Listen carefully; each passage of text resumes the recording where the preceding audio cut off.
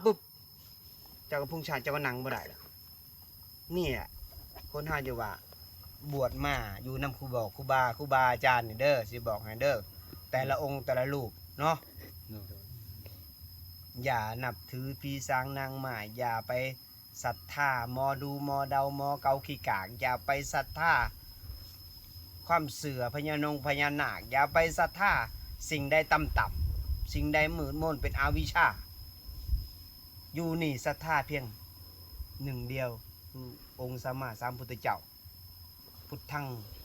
สรณังคัจฉามิธัมมังสรณังคัจฉามิสังฆังสรณังคัจฉามิถ้าเจ้าบ่ศรัทธาพระพุทธเจ้าเจ้าใส่ผ้าเหลืองใส่ซื่อๆแต่ใจเจ้าบ่ได้ใส่เปลืองเขาชาวบ้านเขาเข้าใจบ่คันสิมาจุดตรงนี้ต้องศรัทธาพระพุทธเจ้า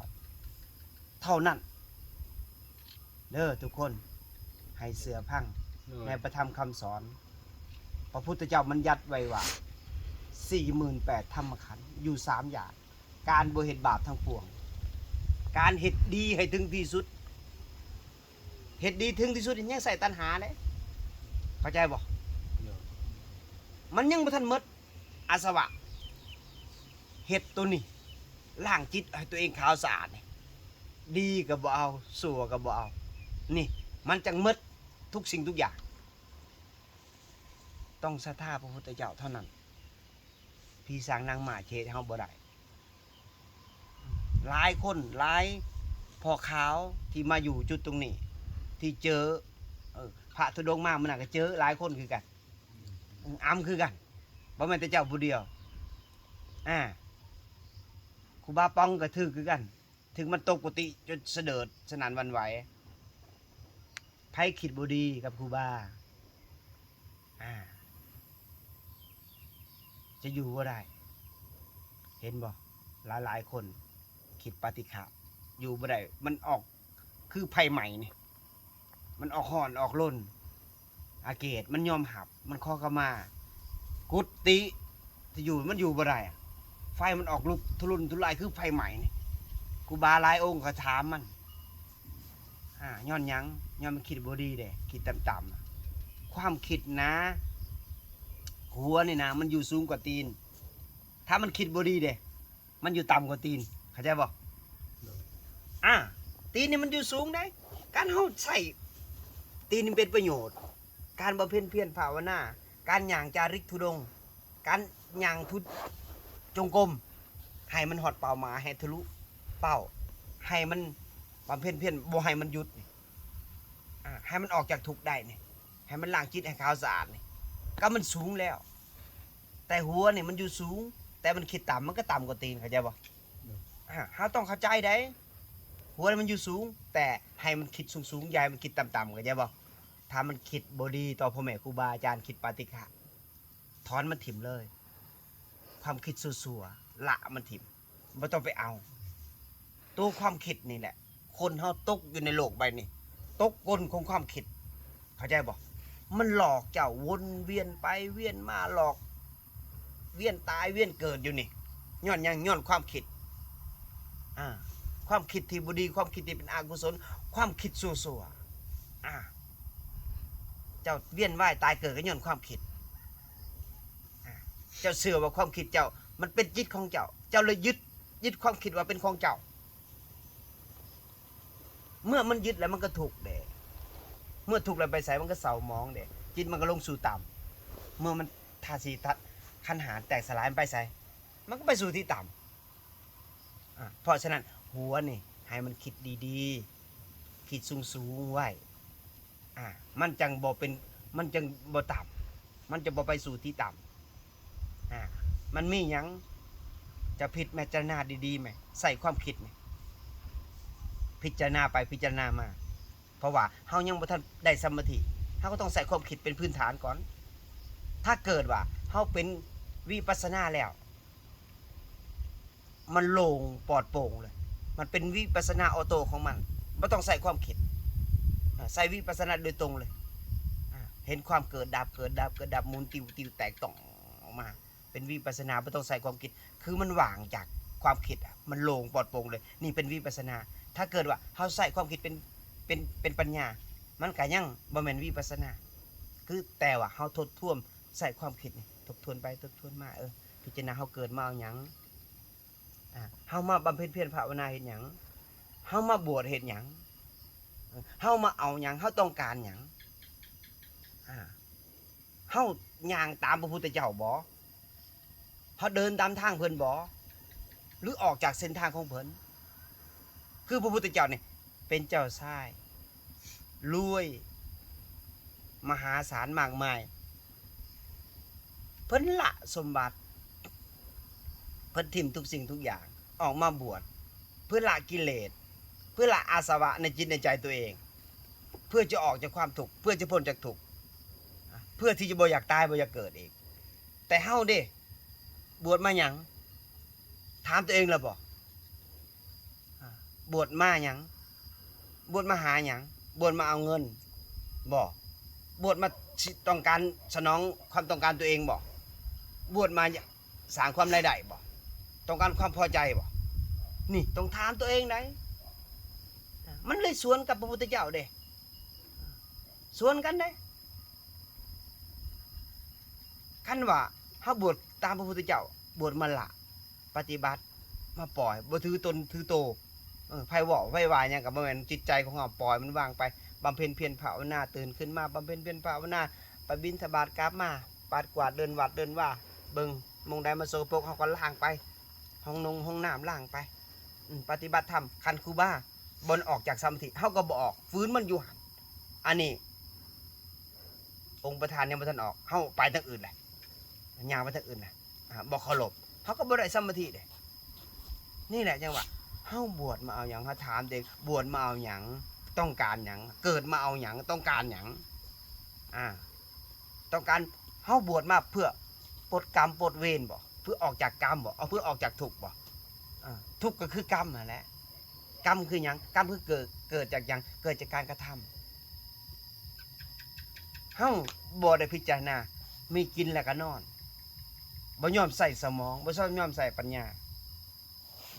เวลานั่งสมาธิก็บ่เบิ่งซะลมไปเบิ่งความคิดเบิ่งมันคิดหยังมันดึงไปคิดดึงมันมาบ่ให้มันคิดมันก็เลยทุกข์เด้ความคิดในเปรียบเสมือนกับน้ำที่มันไหลลงสู่ใต้มันไหลไปเฮานั่งเบิ่งความคิดเบิ่งมันโอ้มันไหลสู่ใต้มันเขาเจ้าบ่หามบ่ให้มันไหลมันก็เป็นไปบ่ได้ความคิดเป็นของธรรมชาติเด้เฮาฮู้ซื่อๆว่ามันคิดหยังเฮาก็ปล่อยเฮาบ่สนใจก็เบิ่งลมนี้เอาสติตั้งอยู่กับลมนี่จบแล้วฮู้ซื่อๆมันคิดสัวเฮาบ่ไปตามมันเข้าใจบ่เฮาบ่เดินตามมันเฮาเดินตามลมพอเบิ่งแต่ลมซื่อๆความคิดมันจะคิดหยังก็แล้วแต่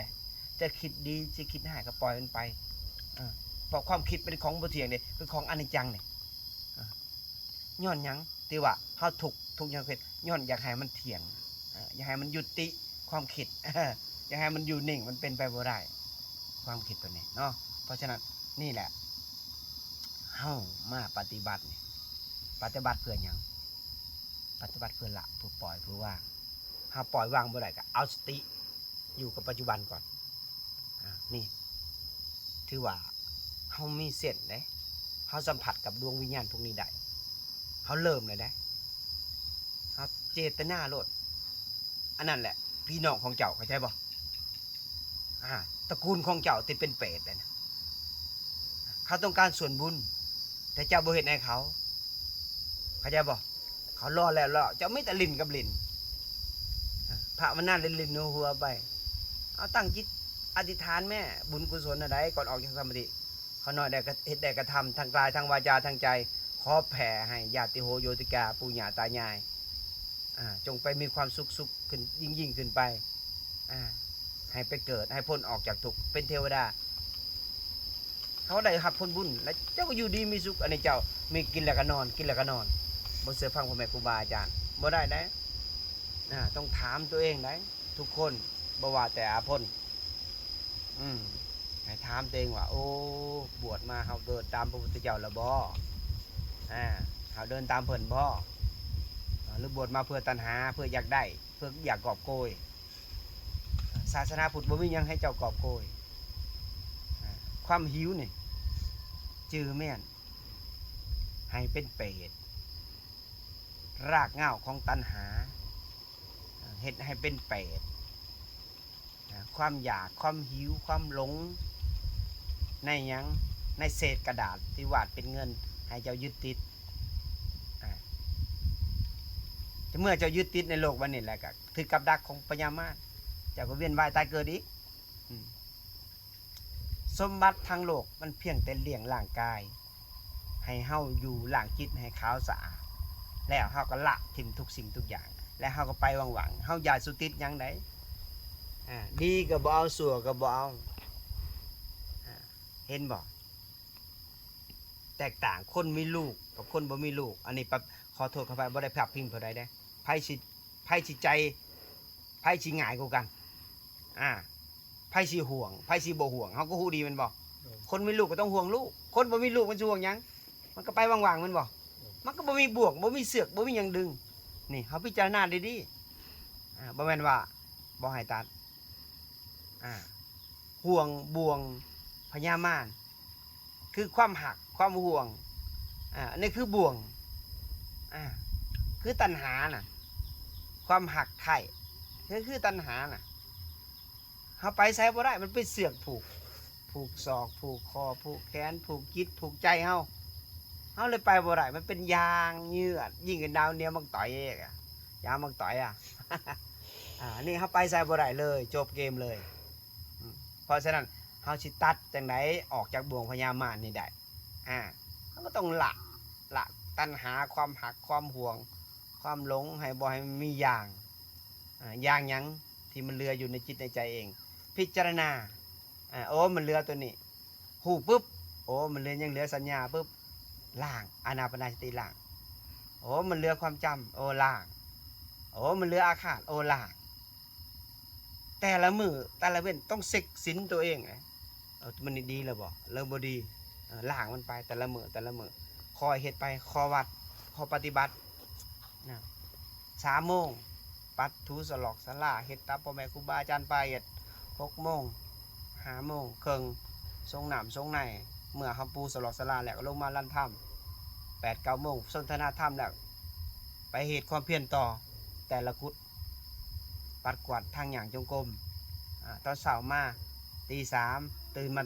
ทรงน้ำทรงในตีตอกตีแต่งนั่งสมาธิฮอด5 โมง10 นาทีออกไปบิณฑบาต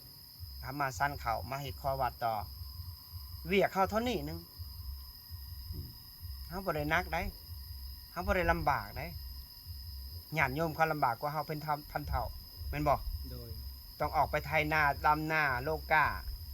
เลี้ยงลูกเลี้ยงเมียลำบากกว่าเฮาหลายเท่าเฮาเฮ็ดข้อวัดตัวนี้เฮาขี้คร้านเฮาเป็นหนี้เป็นสินเขาได้แค่เฮานั่งเบิ่งลมหายใจอานาปานสติเนี่ยตอนเช้าตอนแลงตอนบ่ายเฮ็ดอยู่จังซี่เฮาใส่หนี้ใส่กรรมเขาแล้วเข้าใจบ่แต่เฮาบ่เบิ่งลมแล้วเฮาจะเอาหยังมาใส่หนี้ใส่สินเขาเฮาต้องมีความเพียรคือเฮาเข้าพีภาษาแต่ละครั้งนี่พีอำจะตลอดแม่นบ่พีอำมาจังเทื่อแหละ2 เทื่อแล้วโอ้มันอำหนักตลอดเลยเนาะโอ้จะบ่ได้บอกหยังบ่ถ้านอนคนเดียวคืนนั้นนักกว่านี้มีปลาขาวสวยนี่มีปลาขาวสวยได้บานว่าละแข่งดึงบาทเลยเนาะพี่น้องเจ้าหั่นล่ะเขาจะได้ส่วนบุญโดยเจ้ายังไปบ่ได้เด้อยังไปบ่ได้เจ้าต้องบำเพ็ญเพียรอย่างหนักเด้อมือเดียวมือ8 ค่ำเลยเจ้าต้องไปถวายศาลาเด้อถวายศาลาให้ก็เจ้าก็ระลึกถึงเพิ่นเด้อให้เขางี้บ่ออกจากสมาธิเข้าได้นี่นั่งนิ่งๆดึงลมเขาปล่อยออกดึงเขาปล่อยดึงยาวๆปล่อยยาวๆดึงยาวๆปล่อยยาวๆมันนิ่งๆมันจะดึงเขกเป๊กๆปึ๊บเวลาเจ้านั่งปึ๊บเวทนามันเกิดก็อดทนเบิ่งมันเอาโอเวทนาเนี่ยก็บ่เที่ยงโอ้ความคิดบ่ต้องไปเบิ่งมันเบิ่งแต่ลมอย่างเดียวเวลาจะอิ่มปึ๊บจากสมาธิจะออกมาปึ๊บจะคลายออกมาปึ๊บเจ้าระลึกถึงพ่อแม่ปู่ย่าตายายญาติโหโยติกาผู้ที่มีพระคุณปัจจัย4โภชนะอาหารพี่เป็ดปูตุชนแผ่เบื้องบนเบื้องต่ำเบื้องล่างเบื้องข้างแผ่ไปเท่ากระจายเลยมันบ่ไปมันไปหน่อยหนึ่งก็ยังดีย้อนจิตเฮาสกปรกยังคิดบ่ดีอยู่คันเฮาคิดดีทั้งความคิดแล้วเฮาเว้าดีแล้วก็ทำดีแล้วมันจะไป คันจิตใสขาวสะอาดมันจะไปทั่วเลยได้ทั้ง4ทิศได้เพราะฉะนั้นเฮาเจริญดูการฝึกจิตนี่อย่าเบิ่งผู้อื่นเข้าใจบ่ให้เบิ่งจิตตัวเองอย่าตำหนิผู้อื่นอย่าเว้าผู้อื่นอย่าติเตียนผู้อื่นให้เบิ่งจิตตัวเองหลายๆให้เว้าตัวเองหลายๆให้ตำหนิตัวเองหลายๆเห็นบ่คนเฮามาอยู่จุดตรงนี้มาเฮียนบ่ได้มาเป็นอาจารย์สอนบ่ได้มาเป็นอาจารย์ตำหนิบ่ได้มาเป็นศาลตัดสินผู้นั้นผู้นี้เข้าใจบ่ทุกคนมาเพื่อฝึกจิตเพื่อเบิ่งจิตตัวเองคันเจ้ามาเป็นอาจารย์สอนมาเพื่อเป็นศาลตัดสินผู้อื่นเขาเจ้าจะอยู่จุดตรงนี้บ่ได้ย้อนหยังย้อนว่าจิตจะส่งออกนอกจิตเพ่งเล็งผู้อื่นจิตคนพาลตรงนี้แหละมันเสียมุงนี่แหละคนเฮานักปฏิบัตินี่เมื่อมีความรู้แล้วมาตำหนิตีเตียนผู้อื่นมาเพ่งเล็งผู้อื่นบ่ได้บ่ผ่านเห็นบ่เพราะว่าการบำเพ็ญเพียรภาวนาเนี่ยการปฏิบัติมันคนละโยชน์กันกับตัวหนังสือเข้าใจบ่อันนี้มันประสบการณ์ตัวจริงกับตัวหนังสือเห็นความเกิดดับเห็นสภาวะของตัวเองให้เห็นสภาวะของตัวเองให้เห็นความเกิดดับของตัวเองให้เห็นจิตตัวเองให้เห็นใจตัวเองอย่าเพ่งเล็งของผู้อื่นเขาแต่เฮาไปเบิ่งจิตเบิ่งใจผู้อื่นเขานะเฮาไปดัดเขาบ่ได้ดังใจเฮาก็เป็นทุกข์เลยแล้วเฮามาดัดจิตตัวเองดีบ่นี่แหละคนเฮานะการมาปฏิบัติเนี่ยมาไปเบิ่งสอบผู้นั้นผู้นั้นเป็นแนวนั้นผู้นี้เป็นแนวนี้แล้วไผเป็นทุกข์ก็จิตเฮาเป็นทุกข์แล้วบัดถ้าบอกเข้าใจการบำเพ็ญเพียรภาวนาเฮาให้เบิ่งตัวเองหลายๆไผสิเหตุไผสิกระทำไผสิเป็นหยังก็แล้วแต่เขาขอเพียงเฮามุ่งหน้าเข้าสู่รันธรรมทางหย่างจงกรมเบิ่งจิตเบิ่งใจตัวเองพุ่นผู้หน่วยนั้นเจ้าหย่างไปหลดคนหัวลุกฟอกเลยมึงนาวแตกเงือกเลยนั่นแหละสัมผัสได้เลยเด้ไปโลดพุ่นทำพุ่นซองทำพุ่นทำกกให้ไปแล้วบ่พ่อขาวไม่ค่อยไม่เคยไป ไปนางผู้เดียวเด้อทำกกให้เด้อโดยเราต้องไปได้อย่าไปย่านได้ผีได้แล้วก็ผีภาษาเมื่อใดวันศิลคือเมื่อวานในศิลดับภายในไปผีภาษาวันเนี่ยบุญไปเนาะวันศิลดับเนี่ยไปตาไปโอ้สุดยอดเลยไปศิลดับบอนี่13-14 คำเนี่ยไปเลยพายกดเข้าไปเลยเขาเอิ้นว่านักลบนักลบยังนักลบกิเลสต่อสู้กับความคิดต่อสู้กับพญามารนี่คือความคิดอย่าไปต่อสู้กับผู้อื่นเขาเวลานั่งสมาธินี่อย่าไปแข่งกับผู้อื่นเขาแข่งกับความคิดนี่ให้ทำลายความคิดให้มันได้นี่เข้าใจบ่อย่าไปอวดว่าเขาแข่งกันบ่แข่งกันปฏิบัตินั้นได้แข่งทุกสิ่งทุกอย่างแข่งได้แต่อย่าสู้กันแบบเอาชนะให้เป็นให้ตายแค่ชนะจิตใจตัวเองเนี่ยพ่อชนะอย่างคือการยอมผู้อื่นเขาและเฮาสิชนะใจตัวเองตัวนี้แหละการปฏิบัติเฮาเนี่ยนะยอมปล่อยยอมวางยอมละยอมอัตตาตัวตนยอมทิฏฐิมานะยอมบ่มีเกียรติบ่มีศักดิ์ศรียอมทุกสิ่งทุกอย่างเจ้าชนะจิตใจตัวเองเจ้าก็เป็นคนอ่อนโยนอ่อนน้อมถ่อมตนทางกายเว้าดีคิดดีก็ทำดียิ้มแย้มแจ่มใสทางใจซื่อสัตย์กับพ่อแม่ครูบาอาจารย์เว้าดีคิดดีทางกายวาจาใจเด้เข้าใจบ่เมื่อมันคิดดีแล้วมันก็เว้าดีมันก็ทำดีนั่นมันก็ซื่อสัตย์ต่อพ่อแม่ครูบาอาจารย์เห็นผู้ใดก็น้อมถ่อมตนบ่ให้ตำหนิติเตียนบ่ให้ปฏิฆะเข้าใจบ่ปฏิฆะน่ะมันเป็นไผเข้าใจบ่นั่นคืออาตามันบ่ยอมไปใส่ลงนรกบ่ฟังเสียงความพ่อความแม่พี่แก่เขามาโลกย้อนหยังคันเฮาเก่งแล้วเฮาสิมาเฮียนหยังนำเพิ่นแม่นบ่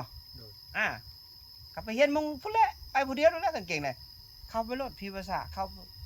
ทำเข้าภูเขาครูบายกมือสาธุ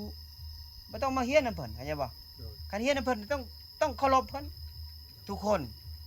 ต้องเคารพในคำสอนผมของเพิ่น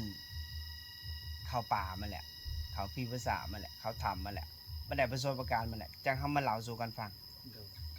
เล่าสู่เรื่องสภาวะเรื่องหยังเรื่องฝึกจิตเห็นจิตเห็นอนัตตาเห็นความเกิดดับเห็นมันปุ๊บหายปั๊บให้ปุ๊บหายปั๊บมันเฮาก็บ่ปรุงแต่งต่อเฮาก็บ่ถูกเด้เพราะจิตเฮาบ่ได้ยึดเด้บ่ได้ยึดในอนิจจังบ่ได้ยึดให้มันเที่ยงไผเห็นความบ่เที่ยงผู้นั้นก็สบายแหละเห็นความบ่เที่ยงแล้วก็ปล่อยวางบ่ได้ไปยึดให้มันเที่ยงมันก็ทุกข์แล้วเพราะความทุกข์มันเป็นอนัตตาเด้เพราะฉะนั้นเฮาจงรักษาจิตรักษาใจรักษาวาจารักษาจิตรักษาใจนี่แหละรักษาใจตัวเองได้ก็รักษาผู้อื่นได้เข้าใจบ่มีเมตตาให้ตัวเองก็มีเมตตาให้ผู้อื่นได้ตัวนี้แหละคนเฮาเอิ้นว่ามนุษย์ใจสูงใจต่ำย้อนหยังย้อนมันคิดต่ำๆไปนับถือสิ่งต่ำๆไปนับถือพญานาคไปนับถือผีรู้จักบ่ผีมาต้นเหตุมาจากไสที่คนนั่งอยู่นี่บวชอยู่แต่คนยังถือผีอยู่บางคนก็ได้รู้จักบ่ผีมันเป็นไผตอนเป็นคนนี่มันเป็นคนที่มีตัณหามันอยากได้ของผู้อื่นเป็นของตัวเองอยากของผู้อื่นเป็นของตัวเองคนบ่มีศีลมันก็ตายเป็นผีเปรตเข้าใจบ่แล้วมันไปสิงคนที่บ่มีสติจิตอ่อนและเขาไปจ้ำแล้วมันเศร้าเลยว่าเสือผีมีจริงที่จริงผีเปรตนั่นล่ะบางคนบ่มีศีลหลักขโมยล่ะเกิดตายไปเป็นผีเปรตเข้าใจบ่ถ้าคนมีศีลมีธรรมบ่ดีคิดดีกระทำดีมีเมตตามันตายไปมันก็เป็นเทวดาเข้าใจบ่มันบ่เป็นผีเปรตเข้าใจบ่มันบ่ต่ำเข้าใจบ่จิตต่ำจะไปสู่ที่ต่ำอันนี้ต้องเข้าใจเด้อขัดจิตสูงไปที่สูงแน่นอนถ้าจิตต่ำเด้มันไปสู่ที่ต่ำนี่ง่ายๆเนี่ยอยู่การที่เฮากระทำตอนเป็นคนต้องมีชีวิตอยู่เนาะเพราะฉะนั้นตั้งมกตั้งใจญาติโยมแล้วก็นักพูดนักปฏิบัติเฮาเมื่อนี้1 คำมือ7 คำ8 คำเฮาจะเดินทางมือ6 คำไปบรรณานุเขียนไป6 คำไปเตรียมจัดงานถวายกุฏิ4 หลังแล้วก็ลานธรรมทั้งปราสาททั้งบ้าน2แล้วก็ศาลา3ห้องน้ำ5 ห้องแล้วก็แท่งน้ำ1แล้วก็น้ำสางขุดน้ำสางทางน้ำบาดาล1ขุดน้ำบ่อก่อศาลาที่พระพุทธเจ้าบัญญัติไว้ว่าเฮ็ดครบทุกอย่างทั้งศาลาปราสาททั้งลานธรรมปราสาททั้งพระพุทธรูปของโยมถวายเมื่อวานนี่ของนางสุขสวรรค์ไสยสุขถวายเมื่อวานนี่แหละก็ญาติโยมผู้เป็นเจ้าภาพกุฏแต่ละหลังอยู่บ้านนาเราเขียนอยู่บ้านเกิดครูบาเรียนเชิญเจริญพรเด้อครูบาจื่อบ่ได้ว่าเฟซตัวใดครูบาอาจจะบ่ได้ศรัทธาติดตามเบิ่งก็ให้โทรมาให้แชทมาเนาะคันอยากมาคันมีโอกาสก็มาถ้าบ่มีโอกาสก็โมทนาสาธุการเป็นเจ้าภาพร่วมอาหารก็ได้เนาะปัตตาหารหรือว่ารวมทหารหมดเป็นซองถวายพ่อแม่ครูบาอาจารย์ก็ได้เนาะครูบาจะพิจารณามือ8 ค่ำเวลาถวายทานประมาณ8 โมงเนาะการเรียนเชิญเจริญพรญาติโยมญาติธรรมทั้ง4 ทิศบ่ว่าอยู่ทิศใต้ทิศเหนือบ่ว่าอยู่เมืองไทยหรืออยู่ต่างประเทศก็เรียนเชิญเจริญพรเด้อญาติโยมมาอนุโมทนาบุญในครั้งนี้ร่วมกันที่เฮาได้สร้างได้กระทำทางกายทางวาจาทางใจสร้างศาลา3 ศาลาแล้วก็ลานธรรม2กุฏิวิหาร4ห้องน้ำ5 ห้องตะขุดน้ำบ่อก่อศาลาน้ำบาดาลกับแท่งน้ำ1มาถวายกันเมื่อ8 ค่ำ เวลา8 โมงเช้าเนาะเพราะฉะนั้นญาติโยมผู้อยู่ใต้อยู่เหนือกับโมทนาสาธุการนำการบุญในครั้งนี้ขอให้ญาติโยมจงมีส่วนแห่งบุญทุกบริษัททั้งสี่ทิศทุกคนทุกตนต้องเห็นธรรมตามความเป็นจริงด้วยเถิดสาธุ